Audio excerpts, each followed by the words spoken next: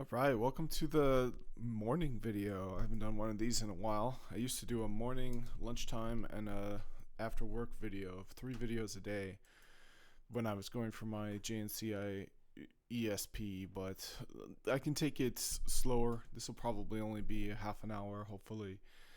And yeah, so let's dive right into it. So we were trying to get the URL shortener SDK example to work. We had to do some setup. We had to upgrade my Wasl VM that I was using. I was using Ubuntu version 18, so I upgraded to the latest, which is Ubuntu version 24, actually, from what I understand, and I'll check that quick. But yeah, if it's 24, that is way too far out of date. It could have been 22. I'll check here quick. So you can see your OS version by going to /etc/OS release. And so we can see I'm actually on version 18 right now. So something went wrong with my installation where this bash actually made it so that it's still this didn't update. This command didn't update to bring me to the latest version. So the latest version is probably on there. It's just that bash command isn't tied to it. So let's go to ChatGPT and try to fix that. Okay, so I recently upgraded my Windows subsystem for Linux Ubuntu virtual machine to the latest image available, but when I type the command bash, it brings me to the old version. How do I make that command bash bring me to the new version, and how do I uninstall that old version so that it doesn't take up undue space on my computer?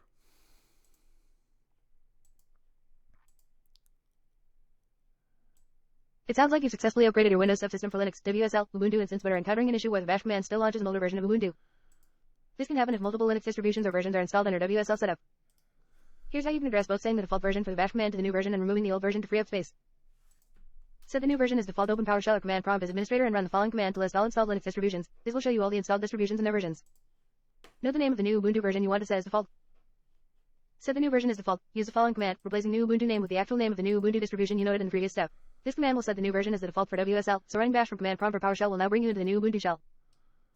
Uninstall the old version before uninstalling the old version. Ensure you backed up any important data from it.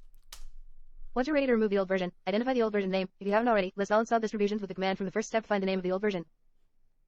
Unregister and install the old version. Use the following command, replacing old Ubuntu name with the actual name of the old distribution. Note, this will remove the Linux distribution from WSL and delete its data. Make sure you have everything important backed up.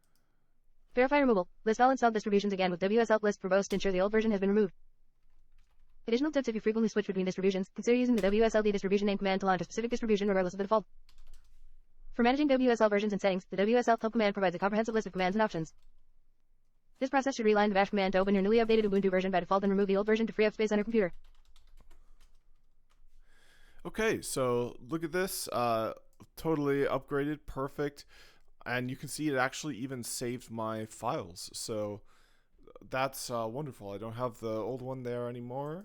And so I'm good to go. Now, one thing I do want to mention, and hopefully people this far in don't have these errors, but people new to this get tripped up in very predictable ways. One of the ways I mentioned before, and that's not understanding the difference between that's not understanding where you are in the Linux subfolders. So that's and then knowing what path to add in. So not having a good understanding of Linux paths is one way that trips people up. But then another way that trips people up, and that will continue to trip people up, even I did it incorrectly here. You can see I entered the WSL command and I got this command not found. Now, if you were a beginner trying to teach yourself, you might see this and be like, I have no idea what to do, and you might get stuck. Well, you have to think a bit about, where is it not found? Why is it not found? It's on there. In fact, you're in a Wasl machine now, so you have it on your computer. But again, just as the pwd command shows you where you are in the Linux hierarchy, you've got more information here. You've got the name of the device you're actually on. So this doesn't have it because this is WASL. So you have to be in PowerShell or the command prompt for Windows, because that's where these commands exist. Here you're in a virtual machine that has all different commands installed, and it doesn't have the Windows subsystem for Linux installed because that's the program used to create this virtual machine. All right, so that's important to understand if you're self-learning, which is a great thing to do, but you don't have that professor time the same way, so you can get tripped up. So let's go back to the README here. There we go, and then we'll keep working on this. So I clear this out, do a ls. There we go. Now I've got AWS CDK examples. Let's see what the name of this repo is. Okay, so it's AWS CDK examples. So I will switch into the repo and do an ls-a and take a look if the env has been created. It looks like it hasn't, so let's just start from scratch here from the first step and try to get through as far as possible.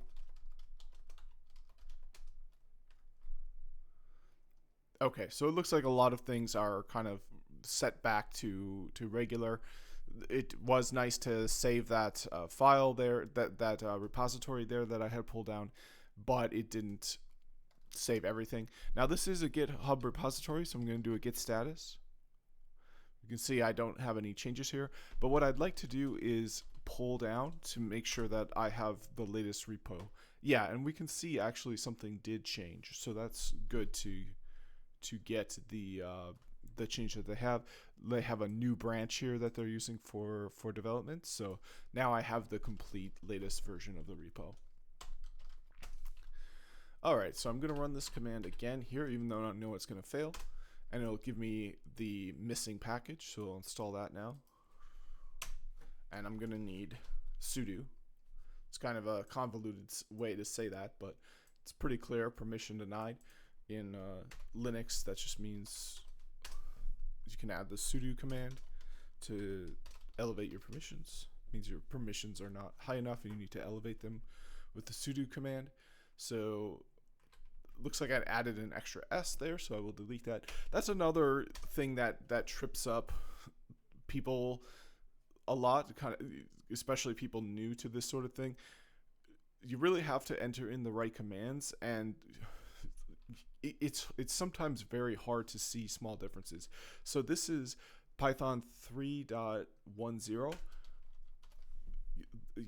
This, it makes it very clear that it's an L, but if I do a capital L, sometimes depending on the font, so depending on your monitor, it's very hard to read those small differences. So one of the things professionals do that I like to do is really get your monitors set up the way you like them. You'll notice for me, I have kind of cartoonish big font that's not, I don't have 480 P500 Witcher 3 on all ultra setting, 1,000,000 pixels per square inch. Like, you can see individual pixels on my screen, but one thing I can do that is awesome is in one motion, I can go all the way to the left, and I can go all the way to the right, and I don't have to go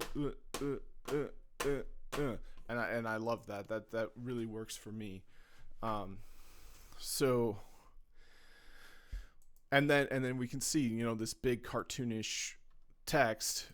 If I do if instead of this one here, I have an L or I have an uppercase L, they are very, very different looking characters. So here's the 1, here's the lowercase l, and here's the uppercase L. So nothing could be more obvious as to which character is different. Maybe these two could get mixed up, but on some it basically looks indistinguishable whether it's the number 1 or the lowercase l. This is the pipe key in this case, but That's another thing that separates those with a lot of experience with those just starting out, is being able to see small differences at a glance. That's really important. Okay, so now we've got the command here. So got an error here. So the package is missing, has been obsoleted, or is only available from another source. So I think the problem here is we need to do a sudo apt update.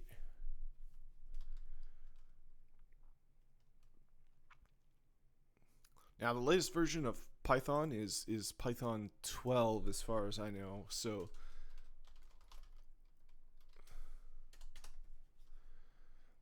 yeah, Python 12 is the latest version. So .10 is already still pretty out of date.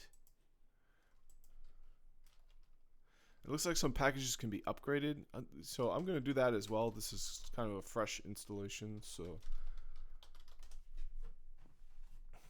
oh, these are the ones that are upgradable.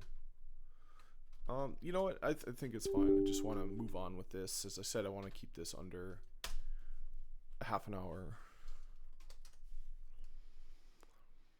All right, so now we can see I've got the package and it can install because I did that update. Now I have all the packages I need.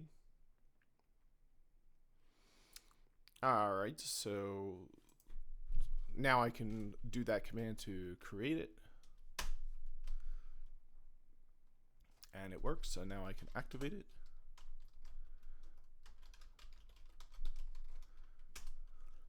All right, and then pip install all the requirements. So I have to make sure I'm in the right directory for this. We can see where this is under CDK examples, Python URL shortener. Is that where I am? Well, I don't know. Let's do a pwd. And we can see it's not. So we're going to go there. All right, and then do the pip install command.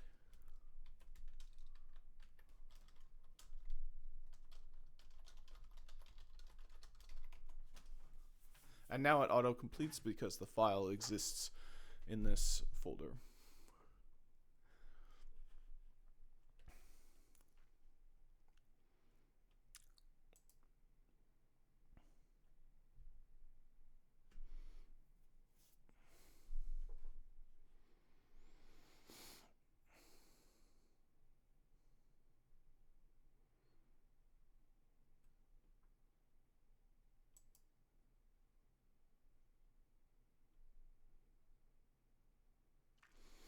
Okay, so the next command is this npm. And when you hit the copy, it unfortunately copies the $sign as well. I don't have npm, so I think I just need to install it, so I'm going to do that. And I already did the apt upgrade, so should be good on that front.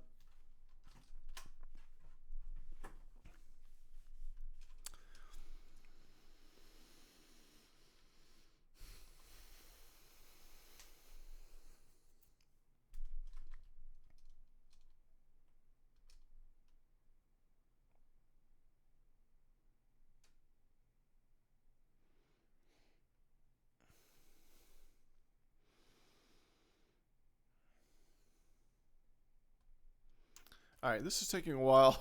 Hopefully, we'll see the difference once my new internet comes here in a few hours. So I'm going to take a break. I've got to do a few morning things, make some tea and all that, and I'll be right back.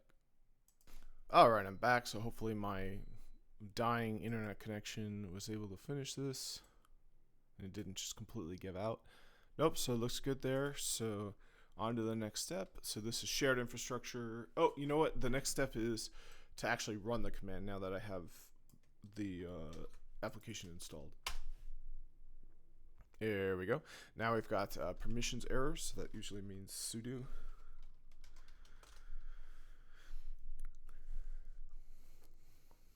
All right, and everything looks good. No vulnerabilities. We added a package, audited 2 packages, and we got a few warnings here that there's an unsupported Okay, well, there's an unsupported engine error, which seems kind of bad. I feel like the engine is probably the most important part. So I'll put this into ChatGPT. I was about to say just a mild warning there that we can ignore. Oh, maybe not. Oh, okay. The warning message you're seeing is because the AWS CDK version you're trying to... Yeah, so we just have to upgrade Node.js.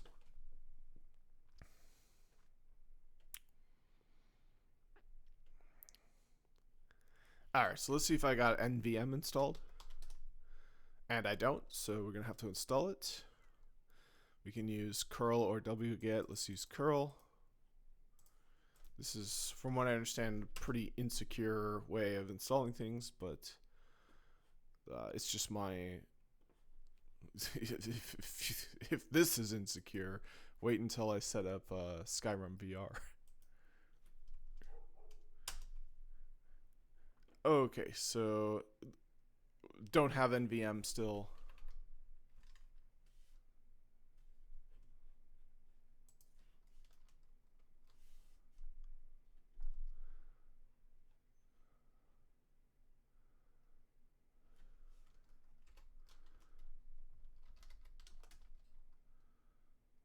Okay, so I'm not sure what's hope. Oh, you know what?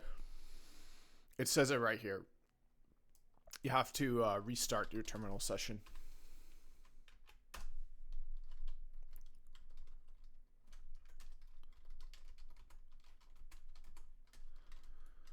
All right, so now I should have NVM, and I do. Perfect. So now I can run this. Looks good to me.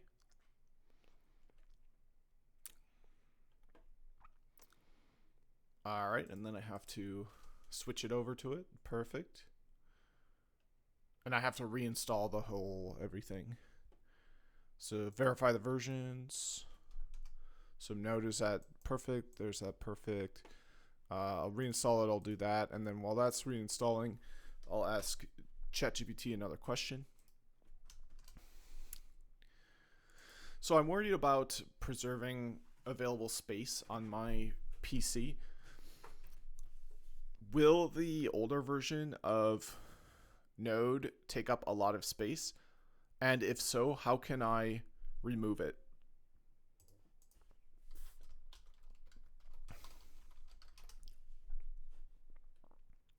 All right, so we've got the unsupported engine again, which is a problem.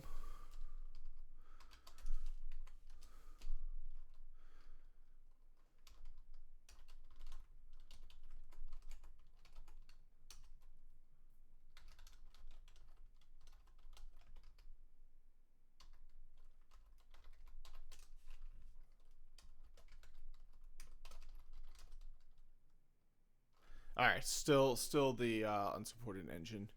So it says, okay, they don't consume a few hundred megabytes, so I'm just going to leave it there, and I'm going to say I followed all the steps to upgrade. I followed all the steps to upgrade it, but I got the same unsupported engine error. Here is the error.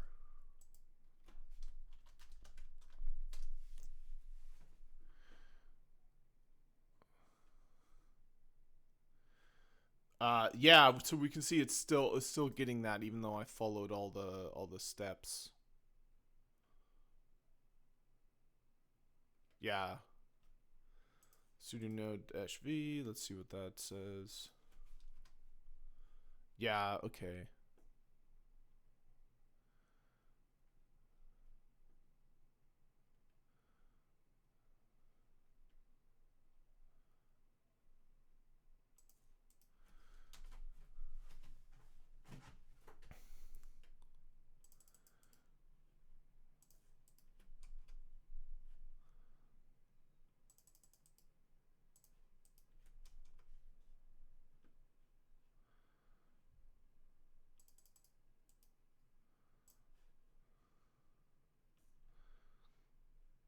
Oh, you know what? It's I bet you it's so far out of date.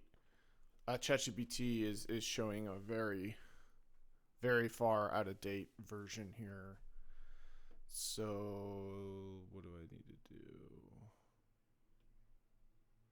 14.x. Let's try it with 16.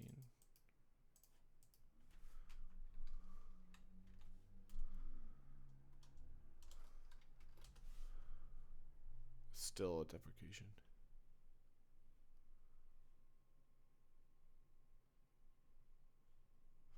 All right, so here's the supported distributions.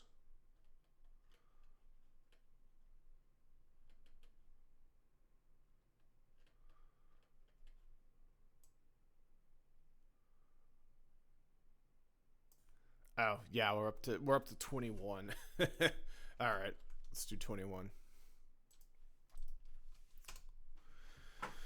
14 is quite a bit out of date.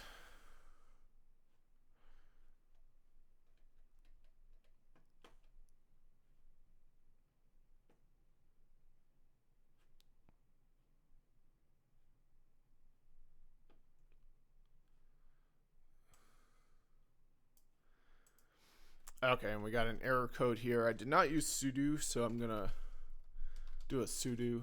Oh, you know what? I did use sudo because the pipe contained it. So we got a problem here. And this is too much to put into ChatGPT. Just put the end in it.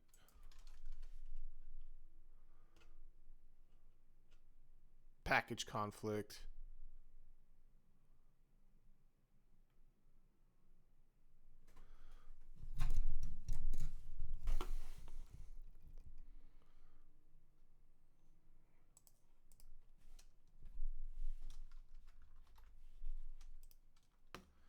This is the kind of stuff like without ChatGPT, just forget it. And even with ChatGPT, it's like you just have like an untrustworthy evil genie guiding you along the way.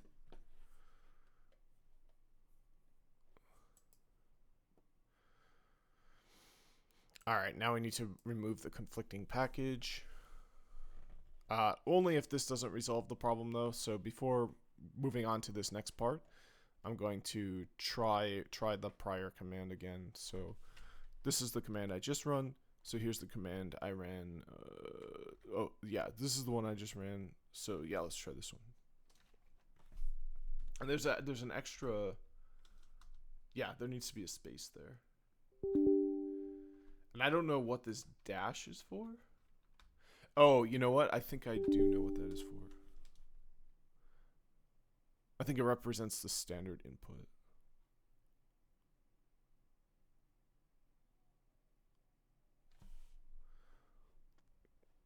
Okay, so that seemed to go better.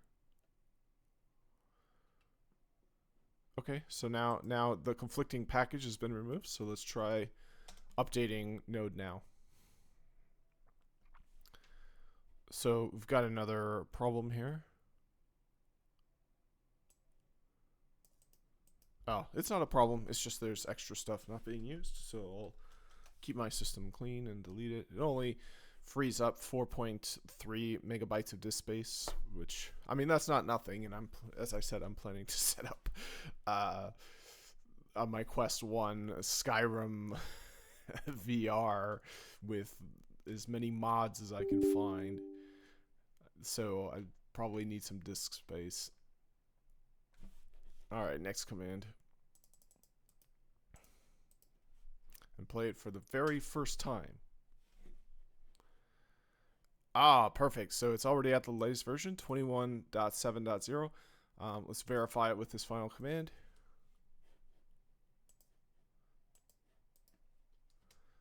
Oh, and it's a good thing we did that because we can see they don't match. It's always good to do little sanity checks like that because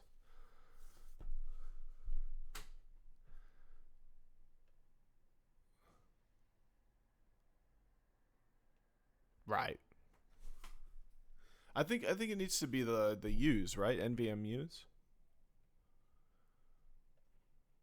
Yeah, so let's try this. Yeah, so it's 0.4. So I need to do the NVM use, I think.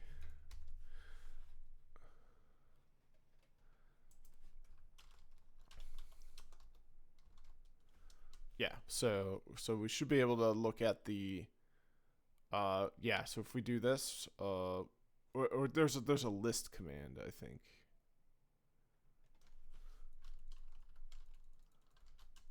Yeah, NVM list.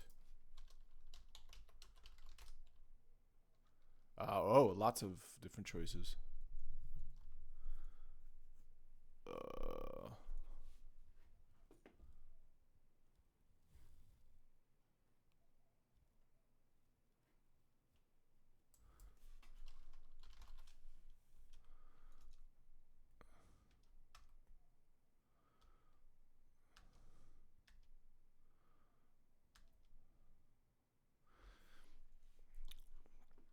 Uh, let me just try NVM use for this one. So I'm gonna say NVM use, and then these numbers. I will do it the same way as before. So, yeah, just the numbers. Uh,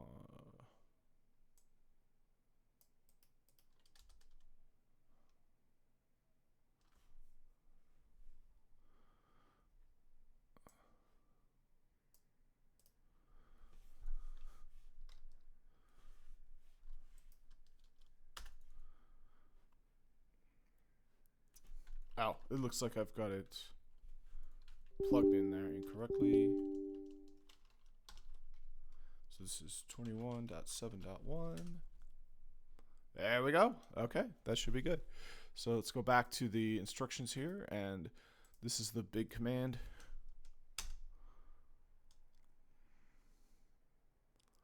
There we go. And now we no longer have the unsupported engine because the engine refers to Node and the version 21.7.1 is supported. Those very early versions are not. So moving on. So shared infrastructure. One of the ideas this example demonstrates is the concept of shared infrastructure. In this example, we show a shared VPC and a shared domain name and certificate. We expose these resources through a base cdk.stack class that includes methods for users to interact with. The Walters CO underscore VPC method returns an EC2.ivpc instance. EC2 should be familiar to anyone who knows AWS Cloud. This is the Elastic Cloud Compute. The two means that there are two C's in the acronym. So this stands for Elastic Cloud Compute, and it's basically like the virtual machine you get from the cloud. Instance, which represents the shared VPC. So then that one, it looks like a function, maps a domain from the shared domain to an API gateway endpoint. The base class depends on the existence of the following environment variables to find the shared resources, presumably as already employed. So let's go with these.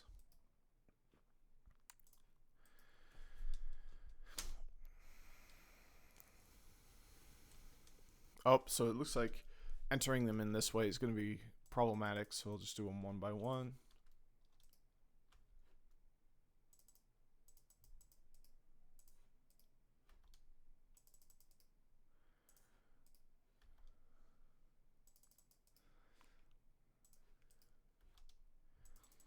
And I could maybe try changing these just for fun, but I feel like then I'll just confuse myself. So later when I have a better understanding, I could do that. So it looks like it's missing a closing end quote. So I'll just add that here. And there we go. And I'll make it nice and clean in case there's an extra space. There you go. That's better. And at this point, you should be able to deploy all the stacks in this app using this command. So the command was, oh, right, because, yep. Okay, so now we've got a no module named AWS CDK was found. So need to obviously install that. I thought this command took care of that.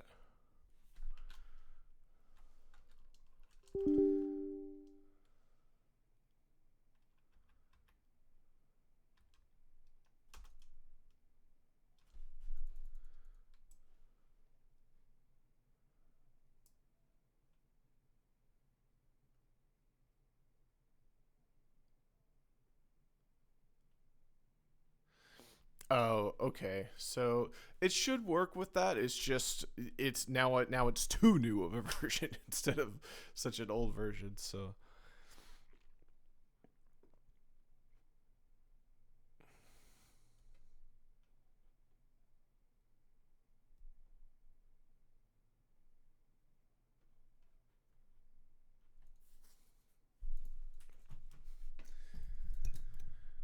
we can do any version starting with 20 or any version starting with 18.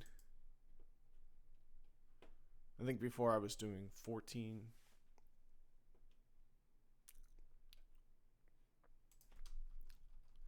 The other thing to note is I actually don't have my virtual environment enabled, so I'm going to do that.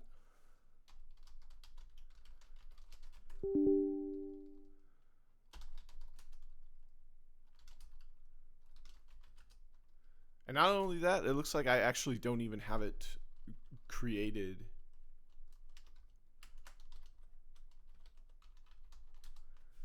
Okay, I have it created, but I have it over here, so I'll move it over there.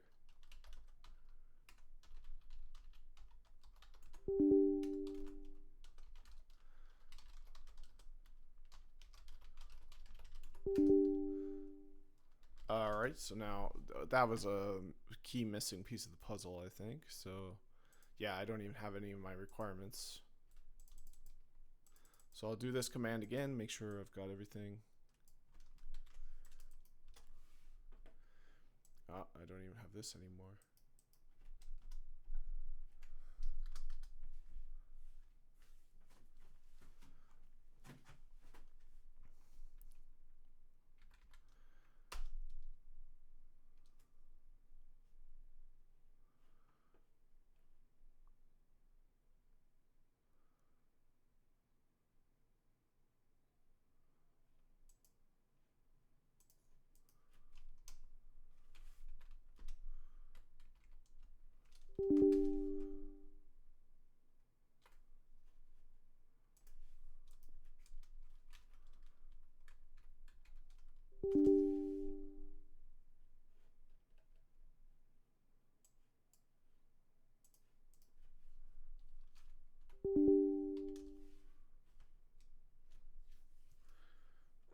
I'll be back. I gotta take a quick pause.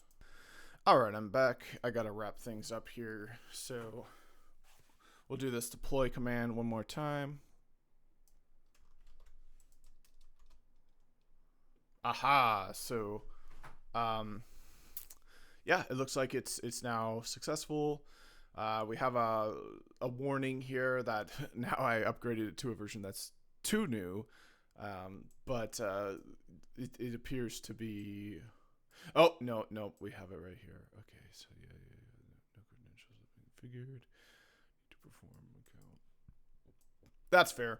It's not a valid AWS account, so it's trying to pin up AWS resources, which you have to pay for. So I don't know how much I can go forward with this example, but the account given in the example is not a real account. You have to replace the information in these variables with real accounts. So for example, the account number, there are a lot of free services in Amazon AWS, so maybe that's something I could do, but I'm gonna have to do it in the next video. So thanks for watching.